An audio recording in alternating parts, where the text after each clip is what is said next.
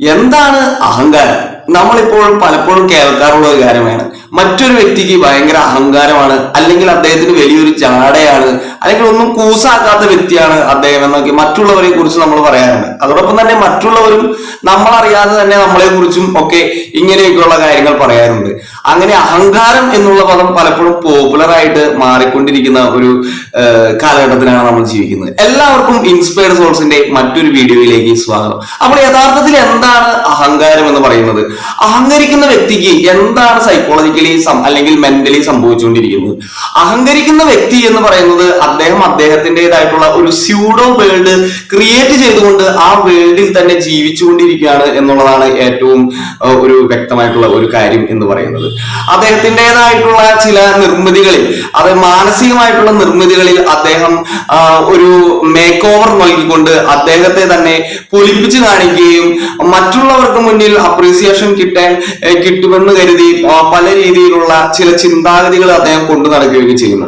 ഇത് over excessive ആകുമ്പോൾ അദ്ദേഹത്തിന്റെ ലോജിക്കൽ തിങ്കിങ്ങിനെ അത് ബാധിക്കുകയും പ്രോപ്പർ ആയിട്ടുള്ള ഒരു പ്രായോഗിക ബുദ്ധി ദൈനംദിന ജീവിതത്തിൽ അപ്ലൈ ചെയ്യാത്ത അവസ്ഥയിലേക്ക് വരികയും ഒക്കെ ചെയ്യുന്ന ഒരു അവസ്ഥ നമുക്ക് കാണാനായിട്ട് സാധിക്കും. അപ്പോൾ നമുക്കൊരു പ്രായോഗിക ലൈഫിലേക്ക് നമുക്ക് തന്നെ നോക്കുകയാണെങ്കിൽ എന്താണ് ഇത് എന്ന് നമുക്കൊന്ന് അവലോകനം ചെയ്ത് നോക്കാം.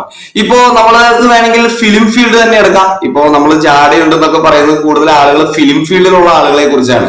അപ്പോൾ എന്തുകൊണ്ടാണ് അവർക്ക് ആ ജാടയുള്ളത്, അല്ലെങ്കിൽ എന്തുകൊണ്ടാണ് അത് അവര് കൺസ്റ്റെയിൻ അല്ലെങ്കിൽ അതിങ്ങനെ പെർസിസ്റ്റ് ചെയ്ത് കൊണ്ടുപോകുന്നത് എന്നൊക്കെ നമുക്കൊന്ന് ചിന്തിച്ചു നോക്കാം. അപ്പൊ ഈ ജാട അല്ലെങ്കിൽ ഫിലിം ഫീൽഡിലായിരിക്കുന്ന ഒരു വ്യക്തി എന്ന് പറയുന്നത് അദ്ദേഹത്തിന് എപ്പോഴും അദ്ദേഹത്തിന്റെ മുഖഭംഗി അല്ലെങ്കിൽ അദ്ദേഹത്തിന്റെ ആകാരഭംഗി അതൊക്കെ വളരെയധികം സൂക്ഷിക്കേണ്ടതായിട്ടുള്ള ഒരു കാര്യം കൂടുതൽ ആയിട്ടുണ്ട്. കാരണം അദ്ദേഹത്തിന്റെ പ്രൊഫഷൻ അദ്ദേഹത്തിൽ നിന്ന് ഇത് വളരെയധികം ഡിമാൻഡ് ചെയ്യുന്നു എന്നുള്ളത് കൊണ്ടാണ്. അതുകൊണ്ട് തന്നെ അദ്ദേഹം തന്റെ അല്ലെങ്കിൽ ആ വ്യക്തി, അവൻ അല്ലെങ്കിൽ അവൾ, ആ ഒരു സ്റ്റാർ, അവർ ഹീറോ അല്ലെങ്കിൽ ഹീറോയിൻ, അവർ നല്ല മോസ്റ്റ് മോഡേൺ ഡ്രസ്സുകൾ ഉപയോഗിക്കുകയും അതോടൊപ്പം നല്ല നല്ല നല്ല ക്രീമുകളൊക്കെ തേച്ച് നല്ല നല്ല സ്കിൻ ചികിത്സകളൊക്കെ ചെയ്ത് അവരെ തന്നെ വളരെ ഫ്രഷ് അപ്പ് ആയിട്ട് എപ്പോഴും അവരെ തന്നെ പ്രസന്റ് ചെയ്തുകൊണ്ടിരിക്കുന്നു എന്നുള്ളതാണ്. അപ്പോ ഇത് ഓട്ടോമാറ്റിക്കലി ഇത് അവരുടെ പ്രൊഫഷന്റെ ഭാഗമാണ് എന്നുള്ളതാണ് വളരെ ഇമ്പോർട്ടന്റ് ആയിട്ടുള്ള കാര്യം. ഇത് കൂടുതൽ പ്രൊഫഷന്റെ ഭാഗത്തേക്കാൾ കൂടുതലായിട്ട് അവരുടെ വ്യക്തിത്വത്തിന്റെ ഭാഗമായിട്ട് മാറുമ്പോഴാണ് ഇവിടെ ഒരു അഹങ്കാരത്തിന്റെ ഒരു എലമെന്റ് നമുക്ക് കാണാനായിട്ട് സാധിക്കുക. അപ്പോൾ അദ്ദേഹം എപ്പോഴും ഇങ്ങനെ എനിക്ക് ഇങ്ങനെ തന്നെ എന്നെ തന്നെ മെയിൻറ്റെയിൻ ചെയ്യണം, അല്ലെങ്കിൽ എനിക്ക് ചോറുണ്ടുമ്പോഴും ഉറങ്ങുമ്പോഴും എന്ത് തന്നെ ചെയ്യുമ്പോഴും കുളിക്കുമ്പോഴും ഒക്കെ എന്നെ വളരെ പ്രസന്റ് ആയിട്ട് വളരെ അട്രാക്റ്റീവ് ആയിട്ട് തന്നെ എനിക്ക് കാണണം എന്ന് വാശി പിടിക്കുമ്പോൾ അവിടെ ഒരു സ്യൂഡോ കൺസെപ്റ്റ് അദ്ദേഹത്തിൽ വളർന്നു വരികയാണ്. ഈ ഒരു സ്യൂഡോ കൺസെപ്റ്റ് ആണ് അദ്ദേഹത്തെ ഈ ഒരു അഹങ്കാര എന്നുള്ള ആ ഒരു ഇതിലേക്ക്, ഒരു മാനസിക നിർമ്മിതിയിലേക്ക് അദ്ദേഹത്തെ കൊണ്ടുവന്നെത്തിക്കുന്നത്. ഇപ്പൊ ഒരു ഫിലിം ഫീൽഡിൽ മാത്രമല്ല, ഏതൊരു ഫീൽഡിൽ എടുത്ത് നോക്കിയാലും നമുക്ക് കാണാനായിട്ട് അത് സാധിക്കും. ഏതൊരു പ്രൊഫഷണൽ ഫീൽഡിൽ നമുക്ക് കാണാം. ഇപ്പൊ ഒരു മാനേജറായിട്ട് ഒരു ഓർഗനൈസേഷനിൽ വർക്ക് ചെയ്യുന്ന ഒരു വ്യക്തി, അദ്ദേഹത്തിന്റെ മാനേജ്മെന്റ് സ്കില്ലുകളൊക്കെ ഉപയോഗിച്ച് കുറെ കാര്യങ്ങൾ ഓർഗനൈസേഷനിൽ ചെയ്യുകയും അതുവഴി ഓർഗനൈസേഷന് സക്സസ് ഉണ്ടാക്കി കൊടുക്കുകയും എംപ്ലോയീസിനെ ഒക്കെ കോർഡിനേറ്റ് ചെയ്യുകയും അങ്ങനെ വളരെ പ്രൊഫഷണൽ ആയിട്ട് ഒരു ബിസിനസ് ഗെയിം അദ്ദേഹം അവിടെ കളിക്കുന്നുണ്ട് എന്ന് അത് അദ്ദേഹത്തിന്റെ പ്രൊഫഷന്റെ ഭാഗമാണ്. പക്ഷെ ഇതേ കാര്യം തന്നെ അദ്ദേഹം തന്റെ സ്വന്തം വീട്ടിൽ വന്നുകൊണ്ട് അപ്ലൈ ചെയ്യുകയും പ്രായോഗിക തലത്തിൽ കൊണ്ടുവരാനും ഡിവിഷൻ ഓഫ് വർക്ക് ചെയ്യുവാനും ഒക്കെ ചെയ്യുമ്പോൾ അത് അവിടെ ഒരു അഹങ്കാര ആയിട്ട് മാറുന്നു, അല്ലെങ്കിൽ അതൊരു ഔട്ട് ഓഫ് പ്ലേസ് ആയിട്ട് മാറുന്നു, അല്ലെങ്കിൽ ഒരു സ്യൂഡോ കൺസെപ്റ്റ് ആയിട്ട് മാറുന്നു എന്നുള്ളതാണ് ഇവിടെ വരുന്ന ഒരു കാര്യം. അപ്പൊ നമുക്കത് മനസ്സിലായി കാണും എന്താണ് ഈ ഒരു സ്യൂഡോ കൺസെപ്റ്റ് എന്ന് പറയുന്നത്, അഹങ്കാരം എന്ന സ്യൂഡോ കൺസെപ്റ്റ് എന്ന് പറയുന്നത്. അപ്പൊ നമ്മുടെ നമ്മൾ ചെയ്യുന്ന പ്രൊഫഷൻ ഒരിക്കലും നമ്മുടെ ഒരു വ്യക്തി ജീവിതത്തിന്റെ ഭാഗമായിട്ട് മാറാതിരിക്കുക എന്നുള്ളത് വളരെ ഇമ്പോർട്ടന്റ് ആയിട്ടുള്ള ഒരു കാര്യമാണ്. അപ്പൊ അവിടെ നമുക്ക് വേണ്ടിയിരിക്കുന്ന ഒരു കാര്യം എന്ന് പറയുന്നത് ഫ്ലെക്സിബിലിറ്റി എന്നൊരു ഗുണമാണ്. എന്താണ് ഈ ഫ്ലെക്സിബിലിറ്റി എന്ന് പറയുന്നത്? നമ്മുടെ വ്യക്തിത്വത്തിലെ സാഹചര്യം അനുസരിച്ച് മാറാനായിട്ടുള്ള നമ്മുടെ കഴിവിനെയാണ് നമ്മൾ ഫ്ലെക്സിബിലിറ്റി എന്ന് പറയുന്നത്. ഓരോ സ്ഥലങ്ങളിലേക്ക് ചെല്ലുമ്പോൾ ആ സ്ഥലത്തെ നല്ല രീതിയിൽ ഒബ്സർവ് ചെയ്തതിനു ശേഷം ആ ഒരു ഒബ്സർവേഷൻ സ്കില്ല് വഴി നമ്മൾ ലേൺ ചെയ്ത കാര്യങ്ങൾ വെച്ചുകൊണ്ട് അവിടെ നമ്മൾ ഒരു എമ്പതിയോടുകൂടി റെസ്പോണ്ട് ചെയ്യുകയും ചെയ്തു കഴിയുമ്പോൾ നമുക്ക് അവിടെ വിജയിക്കാനായിട്ട് സാധിക്കുന്നു. ഇപ്പൊ നമ്മൾ നമ്മുടെ വീട്ടിലേക്ക് വന്നു കഴിയുമ്പോൾ വീട്ടിലെ സാഹചര്യങ്ങൾ ഒബ്സർവ് ചെയ്തുകൊണ്ട് അവിടെ കുട്ടികളോടായാലും അല്ലെങ്കിൽ പാരന്റ്സിനോടായാലും അല്ലെങ്കിൽ ബ്രദേഴ്സ് സിസ്റ്റേഴ്സിനോടായാലും ഒരു നല്ല രീതിയിൽ ഒരു എംപതറ്റിക്കൽ അണ്ടർസ്റ്റാൻഡിങ്ങോട് കൂടി അവരോട് ബിഹേവ് ചെയ്യാനായിട്ട് സാധിക്കുമെങ്കിൽ നമ്മൾ അവിടെ ഒരു ഫ്ലെക്സിബിലിറ്റി ഉള്ള ഒരു വ്യക്തിയാണ്. നമ്മൾ മാനേജറോ അല്ലെങ്കിൽ ഡോക്ടറോ എഞ്ചിനീയറോ അല്ലെങ്കിൽ ഫിലിം സ്റ്റാറോ ആര് വേണമെങ്കിലും ആയിക്കോട്ടെ, പക്ഷെ നമ്മൾ നമ്മുടെ വീട്ടിലേക്ക് എത്തിച്ച് വന്നു കഴിയുമ്പോൾ ആ ഒരു അറ്റ്മോസ്ഫിയർ മനസ്സിലാക്കി നമുക്ക് അവിടെ പ്രോപ്പറായിട്ട് നമ്മുടെ ബിഹേവിയറിനെ അപ്ലൈ ചെയ്യാൻ പറ്റുകയാണെങ്കിൽ നമ്മൾ അവിടെ അഹങ്കാര ഇല്ലാത്ത ഒരു വ്യക്തിയാണ്.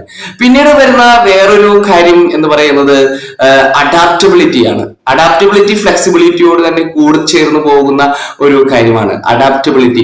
എങ്ങനെ നമ്മൾ ഒബ്സർവ് ചെയ്ത് കാര്യങ്ങൾ മനസ്സിലാക്കുന്നതോടുകൂടി തന്നെ അവരുമായിട്ട് നമുക്ക് ഇഴുകിച്ചേരാനായിട്ടുള്ള ഒരു കഴിവിനെയാണ് നമ്മൾ അഡാപ്റ്റബിലിറ്റി എന്ന് പറയുന്നത്.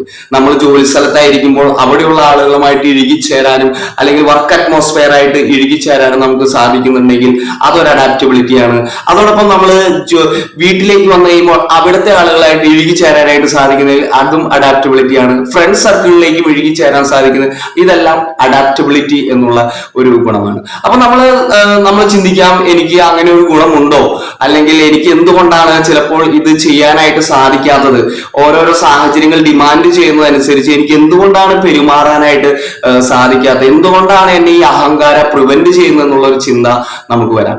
അപ്പോൾ നമുക്ക് ദുഃഖിക്കേണ്ട കാര്യമില്ല. ഇവിടെ നമ്മൾ ചെയ്യേണ്ട കാര്യം എന്ന് പറയുന്നത് സെൽഫ് ഒബ്സർവേഷൻ ആണ്. നമ്മളെ തന്നെ നിരീക്ഷിച്ചുകൊണ്ടിരിക്കുക എന്നുള്ളതാണ് ഇമ്പോർട്ടന്റ് ആയിട്ടുള്ള ഒരു കാര്യം. ഇവിടെ നമ്മൾ ചെയ്യേണ്ട ഒരു കാര്യം എന്ന് പറയുന്നത് നമ്മുടെ ജോലി സ്ഥലത്ത് നമുക്ക് ഐഡന്റിഫിക്കേഷൻ സംഭവിക്കുന്നുണ്ടോ എന്ന് നമ്മളെ തന്നെ തിരിച്ചറിയേണ്ടതായിട്ടുണ്ട്. ജോലി വർക്കിന്റെ ഭാഗമായിട്ട് നമ്മൾ ചില കാര്യങ്ങൾ ചെയ്യുന്നുണ്ട്. ഇപ്പോൾ ഒരു അത്ലറ്റിക് ആയിട്ടുള്ള ഒരു പേഴ്സൺ ഒരു അത്ലറ്റിക് ആയിട്ടുള്ള കാര്യങ്ങൾ ചെയ്യുമ്പോൾ അദ്ദേഹം വാമപ്പ് എക്സസൈസുകൾ ചെയ്യുകയും അല്ലെങ്കിൽ അങ്ങനെ കുറെ ആക്ടിവിറ്റീസ് ഒക്കെ ചെയ്യുകയും അതിനുശേഷം അദ്ദേഹത്തിന്റെ സ്പോർട്സ് കാര്യങ്ങളിലേക്ക് കടന്നു വരികയും ചെയ്യുന്നു. ഇതേ കാര്യം തന്നെ അദ്ദേഹത്തിന് വീട്ടിലോ മറ്റുള്ള സ്ഥലങ്ങളിലോ ഒന്നും ചെയ്യാനായിട്ട് സാധിക്കില്ല. അത് അദ്ദേഹത്തിന്റെ ആ ഒരു പ്രൊഫഷണൽ ഫീൽഡിൽ അദ്ദേഹം തന്റെ പ്രൊഫഷൻ അദ്ദേഹത്തിന് ഡിമാൻഡ് ചെയ്യുന്നത് കൊണ്ട് തന്നെ അദ്ദേഹം ചെയ്യേണ്ടതായിട്ടുള്ള ഒരു കാര്യമാണ്. അദ്ദേഹം അവിടെ അത് ചെയ്യുകയും ചെയ്യുന്നത്. പക്ഷെ ഇവിടെ അദ്ദേഹത്തിന് മറ്റ് സാഹചര്യങ്ങളിലും അദ്ദേഹം അത് അപ്ലൈ ചെയ്യുന്നുണ്ടെങ്കിൽ അവിടെ അദ്ദേഹത്തിന് അവിടെ ഐഡന്റിഫിക്കേഷൻ സംഭവിച്ചു കഴിഞ്ഞു എന്ന് നമുക്ക് പറയാനായിട്ട് സാധിക്കും. അപ്പൊ നമ്മുടെ ജോലിയുമായിട്ട് നമ്മൾ കുറെ ഐഡന്റിഫൈഡ് ആകുന്നുണ്ടോ എന്ന് നമ്മൾ സെൽഫ് ഒബ്സർവേഷൻ വഴി കണ്ടെത്തുക എന്നുള്ളതാണ്. അപ്പോൾ നമ്മളെ തന്നെ നമ്മൾ നിരീക്ഷിക്കുന്നത് വഴിയായിട്ട് നമുക്കത് കണ്ടെത്താനായിട്ട് സാധിക്കും. എത്രത്തോളം നമ്മുടെ ജോലി സാഹചര്യങ്ങളുമായിട്ട് നമ്മൾ ഐഡന്റിഫൈ ചെയ്യപ്പെടുന്നുണ്ട്. ഈ ഐഡന്റിഫിക്കേഷനെ നമ്മുടെ ഡെയിലി ലൈഫിലൂടെ കുറച്ച് ഈ സെൽഫ് ഒബ്സർവേഷനിലൂടെ ഡെയിലി ലൈഫിലൂടെ കുറച്ച് കൊണ്ടുവരുന്നത് വഴിയായിട്ട് നമുക്ക് കൂടുതൽ നമ്മുടെ വ്യക്തിത്വത്തെ മനസ്സിലാക്കാനായിട്ട് സാധിക്കുകയും ഈ ഒരു വ്യക്തിത്വം കൂടുതൽ ഫ്ലെക്സിബിൾ ആൻഡ് അഡാപ്റ്റബിൾ ആക്കാനായിട്ട് സാധിക്കുകയും നമുക്ക് ചെയ്യും. അപ്പോൾ നമുക്ക് നമ്മുടെ ഉള്ളിലേക്ക് തന്നെ നോക്കാം. നമ്മൾ കൂടുതൽ ഐഡന്റിഫിക്കേഷൻ ഉള്ള വ്യക്തിയാണോ? ഐഡന്റിഫിക്കേഷൻ ഉണ്ടെങ്കിൽ ആ ഒരു സെൽഫ് ഒബ്സർവേഷനിലൂടെ ഒരു കംപ്ലീറ്റ് അവയർനെസ് നമ്മളെ കുറിച്ച് ഉണ്ടാക്കിയെടുക്കുന്നതിലൂടെ നമുക്കും ഈ ഒരു ഫ്ലെക്സിബിലിറ്റിയിലേക്കും അഡാപ്റ്റബിലിറ്റിയിലേക്കും കടന്നു വരാം. Thank you dear friends.